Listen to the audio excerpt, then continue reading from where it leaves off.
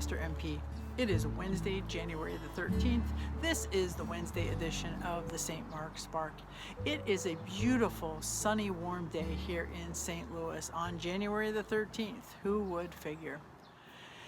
This is the Wednesday edition of the St. Mark Spark, and if you caught yesterday's Tuesday edition with Pastor Dave, you will have heard words from the psalmist in Psalm 69 describing drowning in water or drowning in the problems of life. It is up to the psalmist's neck. And it reminded Pastor Dave of the shock of being on the West Coast, being on the nice warm beach, the warm air, the hot sun, and jumping into the cold water. And the shock that that had on his senses, that temperature difference. And right now we are living in a time where we are seemingly shocked every day and even multiple times a day when what is going on in our world and in our country specifically in the news, and our senses are overwhelmed. Our senses are being filled up to overflowing, and it can start to or has already begun to take a toll possibly on your emotional health, your spiritual health, your daily way of thinking and going about. You may have found yourself so overwhelmed that you are staying in bed longer, that you are putting tasks off to another day or another time, that you are readjusting in some way. And I think, for me at least, it's because I don't know what to do with all of that. It's almost like the proverbial deer in the headlights look. The deer is stuck looking at the headlights of the car and gets struck on the road because the deer doesn't know what to do. It reminded me of this author, author Ann Weems, who has a St. Louis history here and has indeed a history in Giddings Lovejoy Presbytery, the presbytery that our church is part of. And she has this writing that she titles Lament Psalm 22, and I want to read just part of it to you for some reflection. She writes, Let me start again. She writes, could you numb my emotions so I wouldn't hurt so much? She's talking to God. I walk in circles. I rock in my chair. I pour a glass of water. I look out the window. I walk to the kitchen. I open the refrigerator and there is nothing that I want. I turn on the TV. The voices are too loud. The faces are too loud. I mute the voices, I turn the faces off.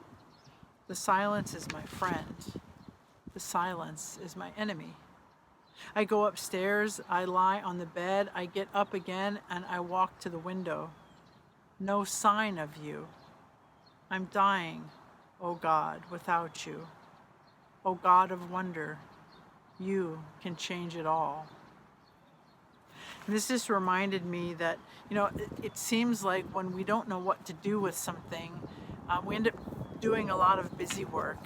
One thing is if I get into an argument with someone, suddenly I have this urge to get up and go around the house and clean. I don't know what to do with that energy, but it is being redirected in a way that seems purposeful to me.